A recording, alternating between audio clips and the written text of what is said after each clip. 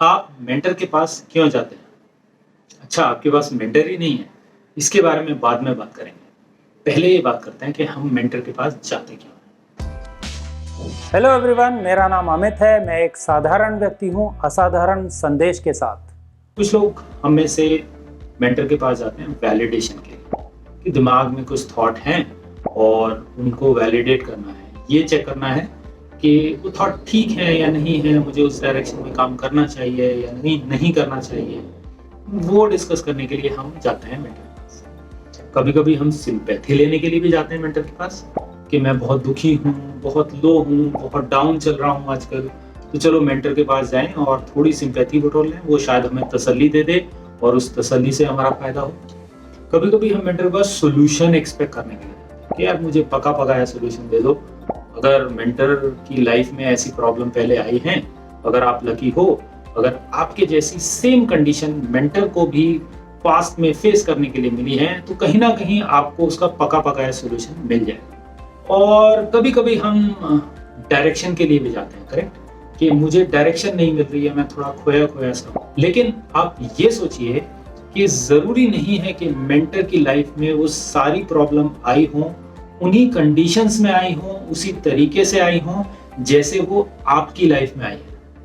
And इसी वजह से ये एक्सपेक्ट करना मेंटर से कि वो आपको एक पका पकाया सॉल्यूशन देगा, परफेक्ट आंसर दे देगा, आपकी सिचुएशन से आपको एकदम खींच के निकाल लेगा, ये एक्सपेक्टेशन कभी कभी बहुत सही नहीं होती है। तो फिर हम क्या एक्सपेक्ट करें ऐसी हालत में मेंटर से? ऐसे में हमें मेंटर से कुछ और एक्सपेक्ट करना चाहिए। क्या? मैं आपको ये एक एग्जांपल के थ्रू बताता हूं। एज्यूम करिए कि आप एक अंधेरी कोठरी में हैं, बिल्कुल अंधेरे जंगल में, जहां दूर दूर तक आपको कुछ भी नहीं दिखाई दे रहा है, सूझ रहा है, और आप परेशान हैं, जैसे कि लाइफ में जनरली होता है हमारे साथ।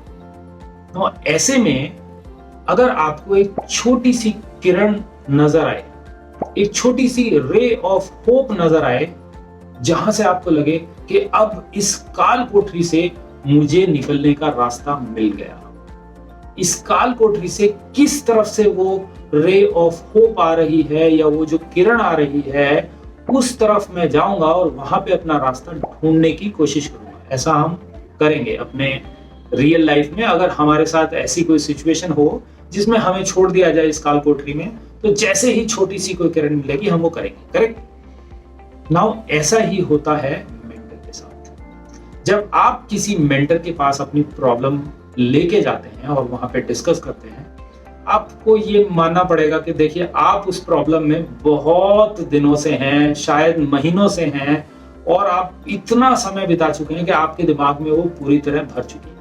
लेकिन मेंटर को आप कितनी भी कोशिश करें, कितने भी अच्छे से समझाने की कोशिश करें, आप उनको पूरी तरह अपनी प्रॉब्लम नहीं समझा पाएंगे। आपको वर्ड्स नहीं मिलेंगे अपनी सारी प्रॉब्लम को एक्सप्रेस करके उनको समझाने के लिए। Have you ever had a dream that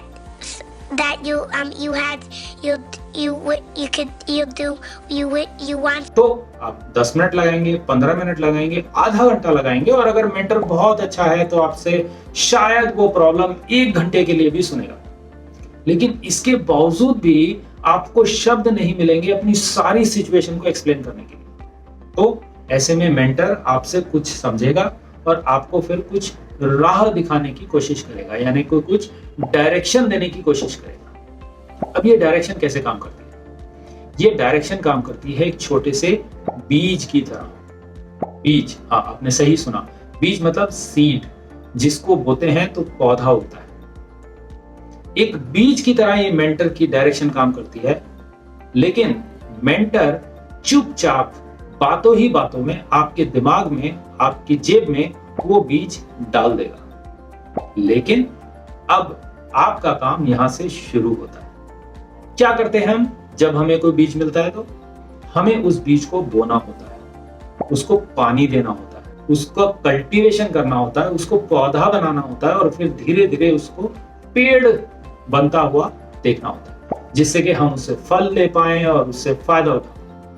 इसी तरह मेंटर की जो डायरेक्शन है वो आपके लिए एक सीड की तरह काम करती है। वो सीड आपको बोना है, उसको कल्टीवेट करना है, उसको टाइम देना है, उसको निखारना है और वहां से आपको सही सॉल्यूशन धीरे धीरे बिल्ड करना होता है ना। जो लोग इस कला को अच्छे से समझते हैं वो मेंटर का निचोड़ के बहुत ही अच्छे से फायदा उठा पाते हैं, और जो लोग डायरेक्टली सॉल्यूशन एक्सपेक्ट करते हैं उनको तो लाइफ में बहुत ही लकी होना पड़ेगा कि अगर मेंटर ने आपकी वाली सिचुएशन पे पास्ट में कहीं ना कहीं एक्सपीरियंस लिया हुआ है तो ठीक है, आपको मेंटरशिप मिलने के काफी अच्छे चांस हैं जैसी आप चाहते हैं, क्योंकि आप शायद सॉल्यूशन या आंसर या पका पकाया फल एक्सपेक्ट कर रहे हैं। लेकिन जो स्मार्ट मेंटी होते हैं वो ये नहीं एक्सपेक्ट करते हैं, उनके लिए मेंटर की एक छोटी सी डायरेक्शन भी काफी होती है।